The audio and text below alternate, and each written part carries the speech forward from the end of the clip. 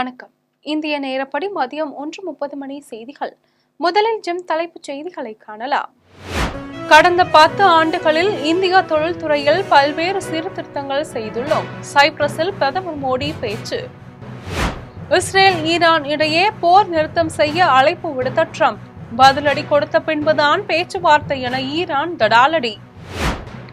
Israel Iran இடையே 4வது நாளாக தொடரும் போர். இன்று நடைபெறவிருந்த நெதன்யாகு மகனின் திருமணம் ஒத்திவைப்பு. தஞ்சாவூரில் உள்ள முதல்வர் மருந்தகத்தில் திடீர் ஆய்வு. மருந்து இருப்பு, சேவையின் தரம் குறித்து நேரடியாக கேட்டறிந்தார் முதலமைச்சர் மு.க.ஸ்டாலின். தமிழ்நாட்டில் துப்பாக்கி கலாச்சாரத்தை அடியோடு ஒழித்திட வேண்டும். எடப்பாடி பழனிசாமி வலியுறுத்தல். குழந்தைகளுக்கு அழகான தமிழ் பெயரை சூட்ட வேண்டும். முதலமைச்சர் மு.க.ஸ்டாலின் வேண்டுகோள். இனி விரிவான செய்திகளை காணலாம். சைப்ரஸ் சென்றுள்ள பிரதமர் மோடி இந்தியாவின் பொருளாதார மற்றும் தொழில்துறை சீர்திருத்தங்கள் குறித்து எடுத்துரைத்தார். சைப்ரஸ், கனடா, குரேஷியா ஆகிய 3 நாடுகளுக்கு பிரதமர் மோடி சுற்றுப்பயணம் மேற்கொண்டுள்ளார். இதில் முதல் நாடாக நேற்று சைப்ரஸ் சென்ற அவர் லிமோசோலில் சைப்ரஸ் அதிபர் நிக்கோஸ் கிறிஸ்டோலிட்ஸுடன் இரு நாட்டு தொழிலதிபர்களையும் இணைந்து சந்தித்து பேசினார். அப்போது அவர் அந்நாட்டு தொழில் அதிபர்களிடம் இந்தியாவின் பொருளாதார மற்றும் தொழில்துறை சீர்திருத்தங்கள் குறித்து எடுத்துரைத்தார். எரிசக்தி, தொழில்நுட்பம் உட்பட பல்வேறு துறைகளில் இரு நாடுகளும் இணைந்து செயல்படுவது குறித்து விரிவாக ஆலோசனை நடத்தினார். இது குறித்து பிரதமர் மோடி தனது எக்ஸ் தள பக்கத்தில் வர்த்தக தொடர்புகளை மேம்படுத்துவது குறித்து அதிபர் நிக்கோஸ் கிறிஸ்டோலிட்ஸுடன் கலந்துரையாடியதாக தெரிவித்தார்.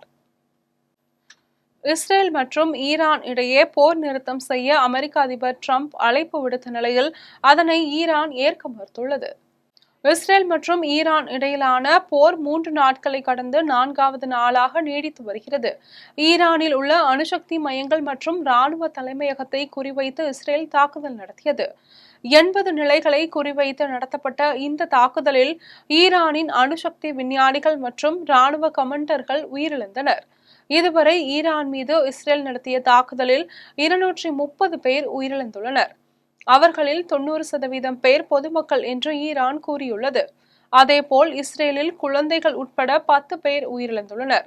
இந்நிலையில் இஸ்ரேல் ஈரான் இடையே ஒப்பந்தம் செய்து போரை நிறுத்த அமெரிக்க அதிபர் ட்ரம்ப் அழைப்பு விடுத்தார்.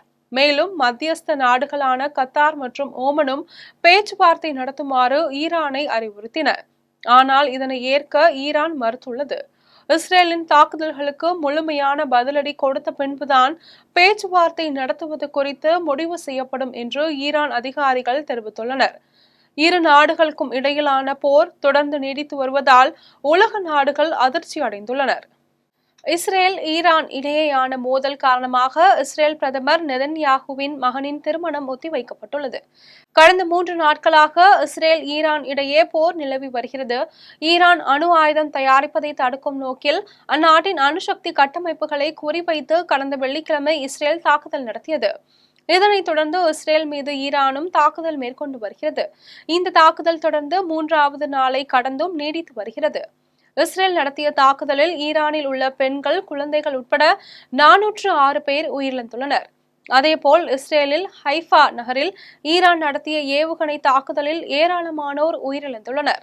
இந்நிலையில் இஸ்ரேல் ஈரான் இடையேயான மோதல் காரணமாக இன்று நடைபெறவிருந்த இஸ்ரேல் பிரதமர் நெதன்யாகுவின் மகனின் திருமணம் ஒத்திவைக்கப்பட்டுள்ளது. முதல்வர் மருந்தகத்தில் முதலமைச்சர் மு.க.ஸ்டாலின் திடீர் ஆய்வு மேற்கொண்டார். பல்வேறு அரசு நிகழ்ச்சிகளில் பங்கேற்பதற்காக தஞ்சாவூர் வருகை தந்துள்ள முதலமைச்சர் மு.க.ஸ்டாலினின் அங்குள்ள முதல்வர் மருந்தகத்தை திடீரென பார்வையிட்டு ஆய்வு மேற்கொண்டார். இந்த ஆய்வின் போது மருந்துகளின் இருப்பு நிலை, வழங்கும் நடைமுறை மற்றும் பொதுமக்கள் வருகை குறித்து பணியாளர்களிடம் நேரடியாக விவரங்களை கேட்டறிந்தார். மக்கள் நலன் கருதி குறைந்த விலையில் மருந்துகளை வழங்கும் நோக்கில் தொடங்கப்பட்ட முதல்வர் மருந்தகம் திட்டத்தின் செயல்பாடுகள் மற்றும் சேவையின் தரம் குறித்தும் விரிவாக ஆராய்ந்தார். தமிழ்நாட்டில் துப்பாக்கி கலாச்சாரத்தை அடியோடு ஒழித்திட வேண்டும் என திமுக அரசை வலியுறுத்துவதாக எடப்பாடி பழனிசாமி தெரிவித்துள்ளார். அதிமுக பொதுச் செயலாளரும் எதிர்க்கட்சி தலைவருமான எடப்பாடி பழனிசாமி எக்ஸ் தள பக்கத்தில் வெளியிட்டுள்ள பதிவில், ராணிப்பேட்டை மாவட்டம் சோளிங்கரில் பாமக இளைஞரணி மாவட்ட செயலாளர் சக்கரவர்த்தி கடந்த 11ஆம் தேதியன்று இருசக்கர வாகனத்தில் தவறி விழுந்து உயிரிழந்ததாக வழக்கு பதிவு செய்யப்பட்ட நிலையில் அவர் துப்பாக்கியால் சுட்டு கொலை செய்யப்பட்டிருப்பது உடற்கூறு ஆய்வின் மூலம் தெரிய வந்துள்ளது. அதிமுக ஆட்சியில் அமைதி, வளம், வளர்ச்சி பாதையில் சென்று கொண்டிருந்த தமிழ்நாட்டை பட்டாக்கத்தி, அரிவாள், துப்பாக்கியின் பாதைக்கு கொண்டு சென்றுள்ள திமுக அரசுக்கு கடும் கண்டனம் என அவர் தெரிவித்துள்ளார்.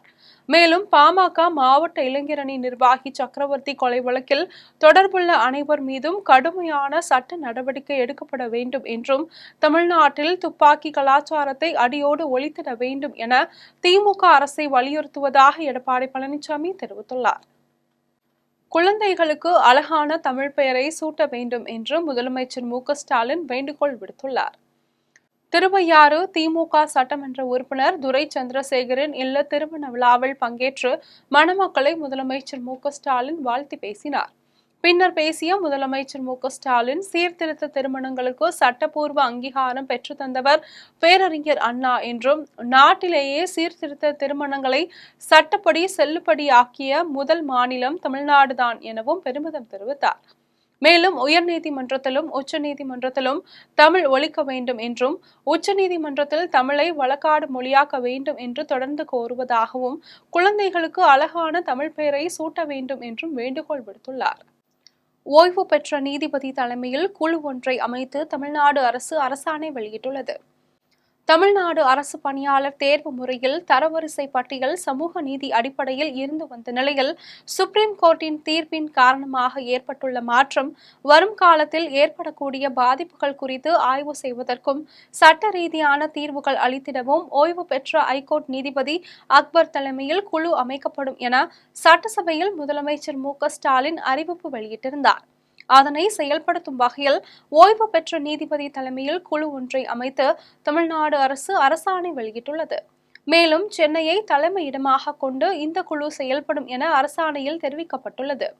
குழுவிற்கு உதவி செய்ய அலுவலர்கள் மற்றும் பணியாளர்களை நியமித்து தமிழ்நாடு அரசு உத்தரவிட்டுள்ளது. இந்த குழு சட்ட ரீதியிலான தீர்வுகள் மற்றும் பரிந்துரைகளை ஆராய்ந்து 3 மாதத்திற்குள் அறிக்கை சமர்ப்பிக்க வேண்டும் எனவும் தெரிவிக்கப்பட்டுள்ளது. பவானி ஆற்றின் கரையோர பகுதிகளில் வசிக்கும் மக்களுக்கு வெள்ள அபாய எச்சரிக்கை விடுக்கப்பட்டுள்ளது. தென்மேற்கு பருவமழை தொடங்கியதன் எதிரொலியாக கோவை மாவட்டத்தில் தொடர்ச்சியாக கனமழை பெய்து வருகிறது. இதன் காரணமாக கோவை மாவட்டம் மேட்டுப்பாளையம் அருகே அடர்ந்த வனப்பகுதியில் உள்ள பில்லூர் அணையின் நீர்மட்டம் கிடுகிடுவென உயர்ந்து நடப்பாண்டில் 2வது முறையாக 100 அடியான முழு கொள்ளளவை எட்டியது. அணையின் முழு கொள்ளளவான 100 அடியை எட்டிய நிலையில் 14,000 கன அடி நீர் திறக்கப்பட்டுள்ளது. அணைக்கு நீர்வரத்து 8,438 கன அடியாக உள்ளது. அதிக அளவு நீர் வெளியேற்றப்படுவதால் பவானி ஆற்றங்கரையோர மக்கள் பாதுகாப்பாக இருக்குமாறு எச்சரிக்கை விடுக்கப்பட்டுள்ளது. திருவண்ணாமலை அருகே தண்டவாளத்தை கடக்க முயன்ற இருவர் அவ்வழியாக வந்த விரைவு ரயில் மோதி சம்பவ இடத்திலேயே பரிதாபமாக உயிரிழந்துள்ளனர். திருவண்ணாமலை மாவட்டம் அத்திமூர் பகுதியை சேர்ந்த அன்பு என்பவரும், குன்றுமேட்டு தெருவை சேர்ந்த வேல்முருகன் என்பவரும் பட்டாபிராம் அடுத்த வயலாநல்லூர் பகுதியில் செங்கல் சூளையில் பணிபுரிந்து வருகின்றனர். இந்நிலையில் இருவரும் சேர்ந்து பட்டாபிராம் காய்கறி சந்தைக்கு சென்று பொருட்களை வாங்கிவிட்டு வீட்டுக்கு திரும்பியுள்ளனர்.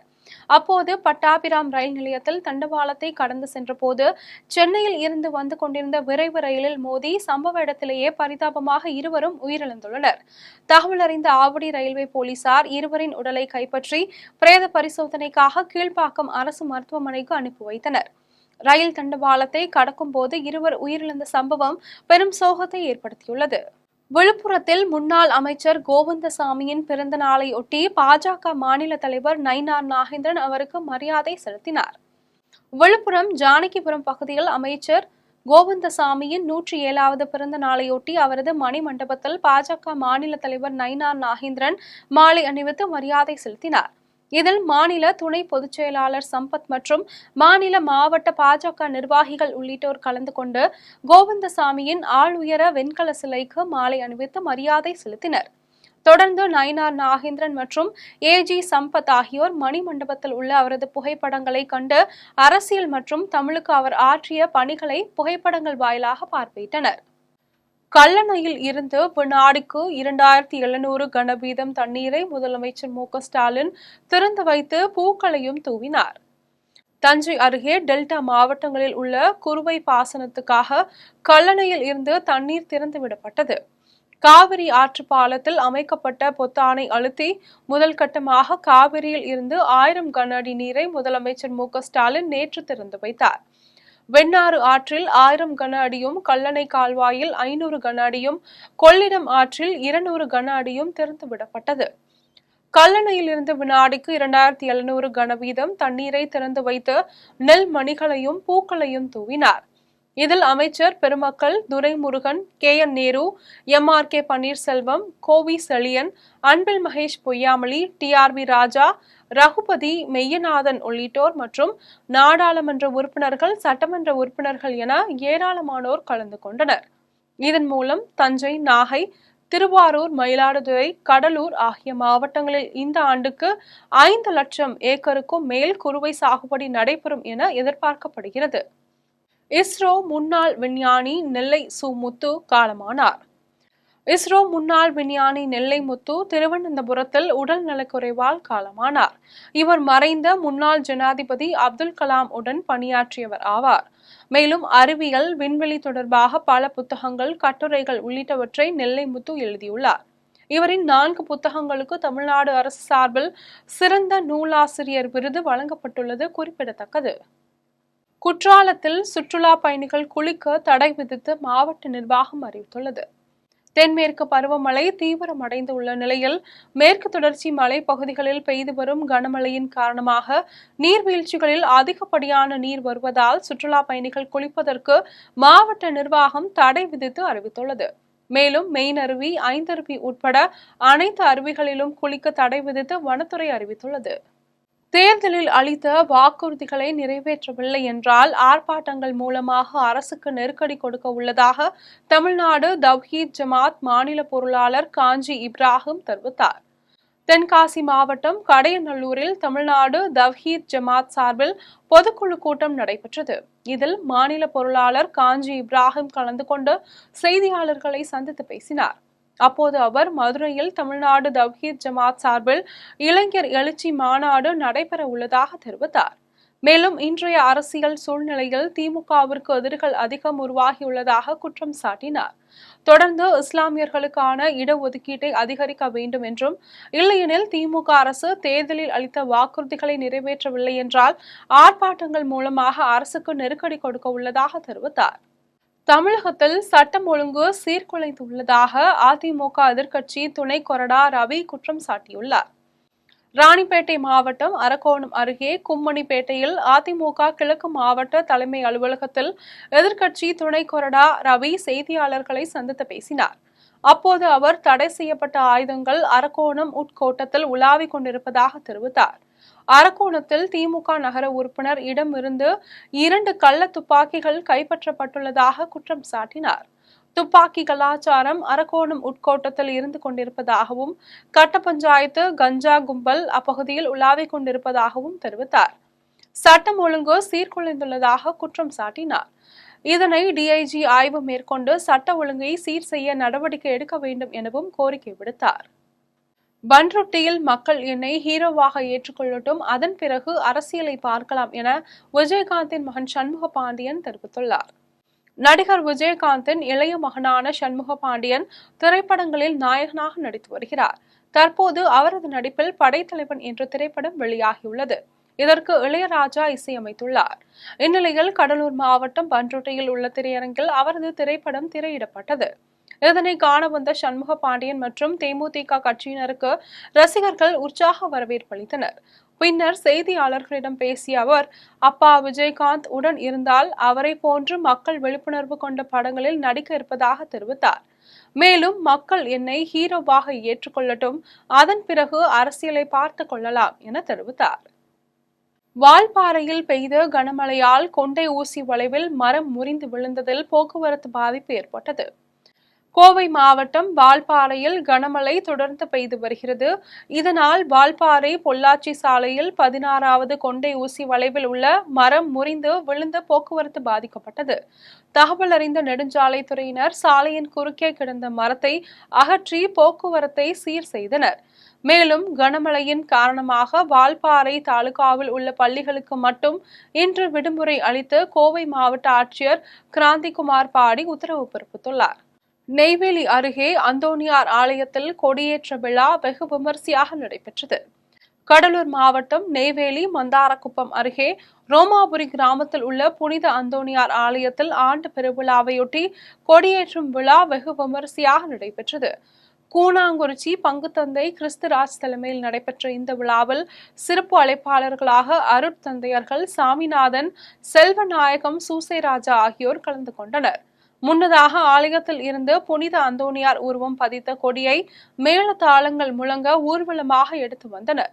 பின்னர் ஆலய வளாகத்தில் உள்ள கொடிமரத்தில் கொடியேற்றப்பட்டது. இந்நிகழ்வில் சுற்றுவட்டார பகுதியைச் சேர்ந்த திரளான கிறிஸ்தவர்கள் கலந்து கொண்டு பிரார்த்தனை செய்தனர். இதனைத் தொடர்ந்து முக்கிய வீதிகளின் வழியே தேர் பவனி நடைபெற்றது. இனி வருவது உலக செய்திகள்.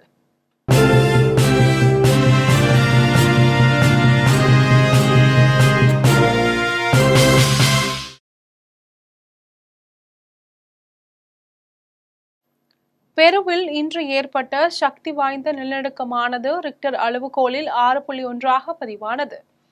தென் அமெரிக்க நாடான பெருவில் சக்தி வாய்ந்த நிலநடுக்கம் ஏற்பட்டது. தலைநகர் லீமா அருகே உள்ள கால்லோவில் இருந்து 30 கிலோமீட்டர் தொலைவில் நிலநடுக்கம் ஏற்பட்டது. இதனால் அப்பகுதியில் உள்ள கட்டிடங்கள் பலமாக குலுங்கின. லீமா பகுதியில் வீட்டு சுவர் சரிந்து விழுந்ததில் ஒருவர் பலியானார். மேலும் 5 பேர் பலத்த காயமடைந்துள்ளனர். இவர்கள் சிகிச்சைக்காக மருத்துவமனையில் சேர்க்கப்பட்டுள்ளனர். இந்த சக்தி வாய்ந்த நிலநடுக்கத்தால் அந்நாட்டு மக்கள் அச்சமடைந்துள்ளனர். இனி வருவது விளையாட்டுச் செய்திகள்.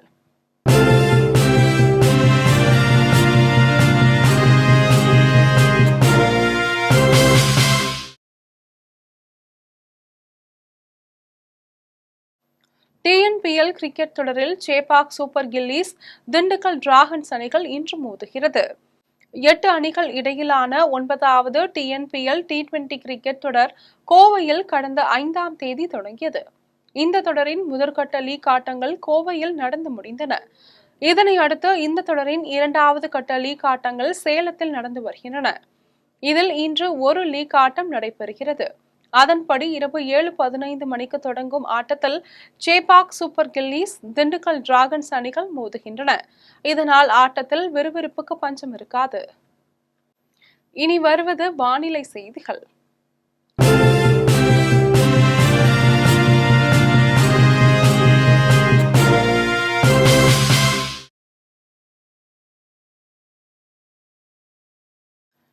தமிழகத்தில் 8 மாவட்டங்களில் இன்று மழை பெய்ய வாய்ப்புள்ளது என்று சென்னை வானிலை ஆய்வு மையம் தெரிவித்துள்ளது. மேற்கு திசை காற்றின் வேக மாறுபாடு காரணமாக இன்று தமிழகத்தில் ஒரு சில இடங்களிலும், புதுவை மற்றும் காரைக்கால் பகுதிகளிலும் இடி மின்னலுடன் கூடிய லேசானது முதல் மிதமான மழை பெய்யக்கூடும் என்று சென்னை வானிலை ஆய்வு மையம் தெரிவித்திருந்தது. இந்த நிலையில் தமிழகத்தில் 8 மாவட்டங்களில் இன்று மழை பெய்ய வாய்ப்புள்ளது என்றும் சென்னை வானிலை ஆய்வு மையம் தெரிவித்துள்ளது. அதன்படி நீலகிரி, கோயம்புத்தூர் மற்றும் திருப்பூர் ஆகிய மாவட்டங்களில் மிதமான மழை பெய்ய வாய்ப்புள்ளது என்றும் தெரிவித்துள்ளது. மேலும் தேனி, திண்டுக்கல், தென்காசி, திருநெல்வேலி மற்றும் கன்னியாகுமரி ஆகிய மாவட்டங்களில் லேசானது முதல் மிதமான மழை பெய்ய வாய்ப்புள்ளது என்றும் தெரிவித்துள்ளது. இனி வருவது தங்கம், வெள்ளி விலை மற்றும் பங்குச்சந்தை நிலவரம்.